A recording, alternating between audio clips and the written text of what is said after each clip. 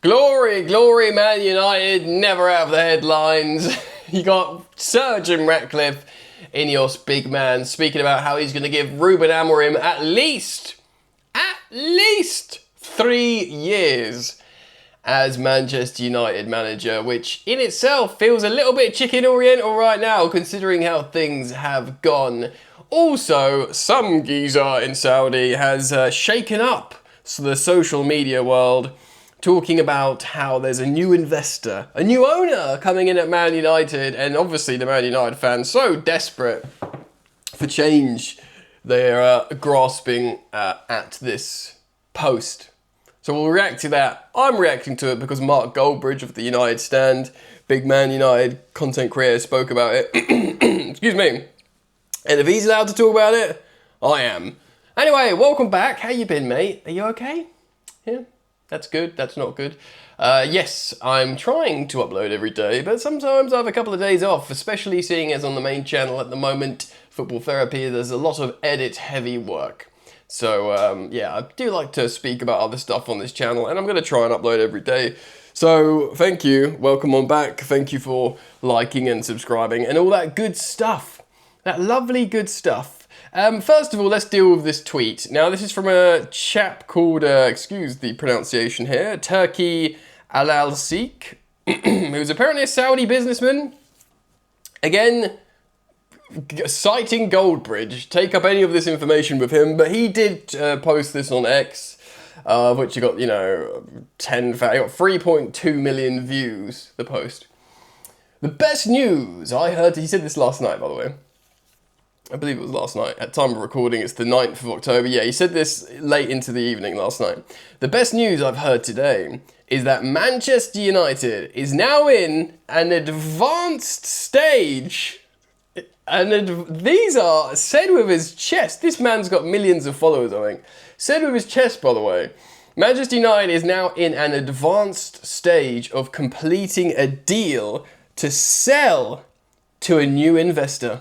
And at that point, you're thinking, like, sell what? Shares, investors, what does that even mean? Like, what they're selling here, like, not controlling ownership or whatever. Like, I know Ineos have sporting control, they've just taken that, so what's going on here? And then he goes, I hope he's better than the previous owners. Shrug, emoji, prayer, emoji. Which infers, he's talking about the Glazers. These new owners are coming in, they're at the advanced stage of completion, the Glazers are selling, happy days.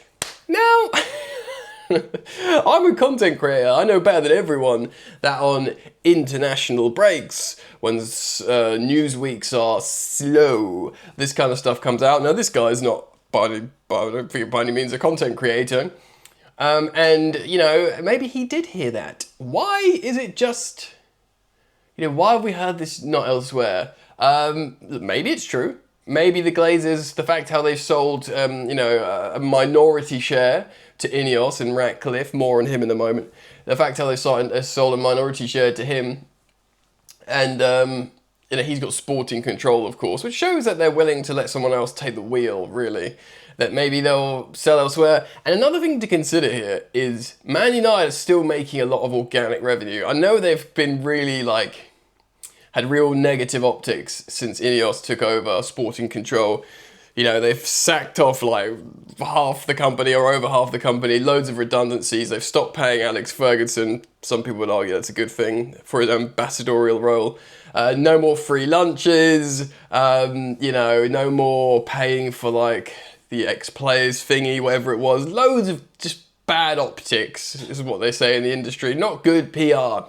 Ratcliffe doing interviews with Gary Neville saying, we're going to go bust. We've got no money. We're still paying off Anthony, Sancho, all these man. We're screwed. Manchester United's going to go to the wall. And of course, they end up spending over 200 million on a new attack. But also the accounts get presented. They still make huge profits, yeah.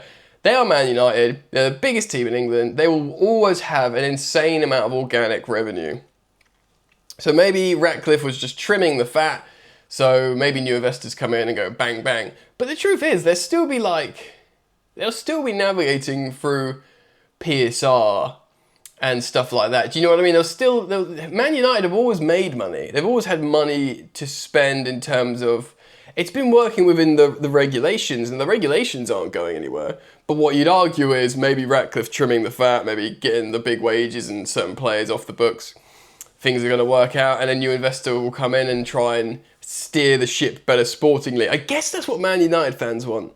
They don't want, oh, we want some, like, you know, they all, as you can, on social media, unsurprisingly, they're all begging for state ownership, you know, Saudi, Qatari, whatever, you know. But I'm not going to get into the whole sports washing discussion here now. But fans don't like to think about that. They just want to think about money. I want loads of money, yum, yum, yum, yum, yum. Has always been the way. I'm a Chelsea fan, you know, I've 100% benefited with Roman Abramovich coming in and throwing his financial weight around. But that was before any financial rules, so no rules were broke. Well, I say no rules were broken. That's a different discussion about the agent's fee situation. But fans ultimately, they see money and they get dollar signs in their eyes, don't they? And they think, oh, we're going to... Because they look at, you know, Man City with Abu Dhabi. They look at PSG with the Qataris. Do you know what I mean? So everyone gets terribly excited. But the truth is, the problem with Man United isn't spending money. It's infrastructure, sporting control, which, of course, they're supposed to have implemented with the new sporting directors, Omar Barada and all these guys. Is Manchester United... just quickly to end this segment, at the advanced stage of completing a deal to sell to the new investor better than the old owners? I don't know. But it does... I did want to react to that. You guys have probably seen the post. I did want to react also to what Ratcliffe has said on... Was it a conference or an interview or something? I mean, I've just seen the quotes. He does talk every now and again. He comes up, doesn't he? He loves to talk, and he said he's going to give Ruben Amorim the minimum of 3 years in charge. Now, you know when a coach has been doing poorly, and I think they've won 2 home games in a row, Man United. So they're not, you know, that I know it's 2-0 against a Sunderland promoted team, and it's Sunderland that's, you know, been out of the Prem for a while. And they were at home at Old Trafford, and, you know, 2-0 should be at least par. But it was a good result. You can't be churlish about it. You've got to be realistic about it. It was a good result, ultimately, and a good performance. Against a team that had been doing well up until then, Sunderland would have bowled up to Old Trafford thinking, yeah, we can get some, everyone else gets something here, we can get something here. But not for Chelsea, annoyingly. But, yeah, so that was a good result. But up until then, they'd been really, you know, it's been crisis club, you know, from things about Old Trafford, leaks in the roof, to the health rating of food. There was like a mouse being pictured there, to, you know, Ruben Amorim becoming a meme and looking miserable and can't watch penalties and doesn't look, you know, say necessarily the right thing in press conferences and, you know, all this kind of stuff. And, for example, to look through the lens as a Chelsea fan, we had a bit of a sort of turbulent period. Not that bad. Obviously, we had a great result against Liverpool, but the club briefed journalists and said, yeah, we're backing Maresca. You know, we're going to do a 2-year review, so at the end of the season. But to look at, like, Amorim's sample size, which is, what, like a year now? It's been ruddy catastrophic. Ultimately, it has been. It really has. They'll look at it and to say, yeah, 3 more years minimum. And, of course, there are the stories of Southgate. Should Southgate come in? He says it'll take 4 years to get them back in the Champions League. Lots of really unpleasant things in terms of Man United fans you don't want to hear. Firstly, I made a video why I think Southgate could actually be really beneficial for Man United. I mean, a little bit of Schadenfreude in there, but also genuinely, he's like a culture fix man, which is their biggest problem. It's the culture. That's the problem. He'd probably fix that quite well. But ultimately, Man United fans, I get it. They don't want to hear Southgate, especially hearing him apparently saying, oh, it's going to take 4 years to get back in the Champions League. Wild. And Ruben Amorim, although a lot of the match-going fans are backing the Man United manager, they sing his name, the global fan base, of course it's a massive global fan base, have been unsure. A lot of them have been Amorim out, get him out sort of thing. And those people, to hear Jim Ratcliffe, the controlling stake owner, as in like the minority stakeholder, but controlling control? You know what I mean? He controls sporting control is what I'm trying to say. For him to say, oh yeah, minimum 3 years because he's going to need that time to sort stuff out. That seems crazy. That does seem crazy, especially considering, like, I know it's been done a million times with the comparisons of other clubs doing really badly and our different managers coming in and just sorting them out. You know, even if it doesn't make them Premier League title challengers, just making them like, oh, none of the silly buggers. I'm gonna, you know, like Thomas Frank at Spurs, from Ange to Frank, just making him a serious team, basically. Do you know what I mean? Making them like, he's a pragmatist. He knows what to do. He knows how to win games. He knows how to talk. He knows how to represent the club well. And we're not going to be this massive joke, basically. I know that the Man United is like the unmanageable job, but there's so many of us out there, including myself, that would say had a different manager come in when Amorim, like out of all the sort of candidates that would get the Man United job, and Amorim's one of them in terms of profile,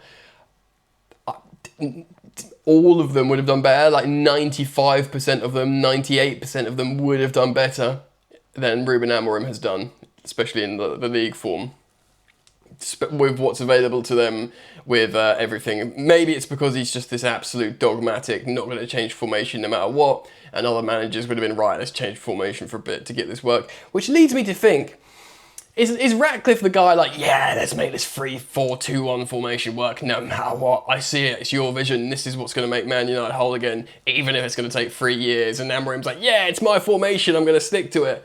You know, or is it just the manager saying it's my way or the highway, and Ratcliffe's gone, all right, fair enough, have 3 years. Mental either way, it seems crazy.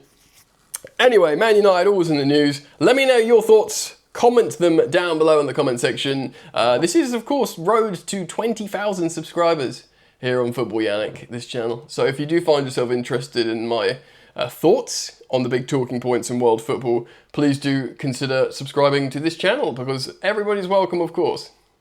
And yeah, 12 minutes on the money. All right, peace.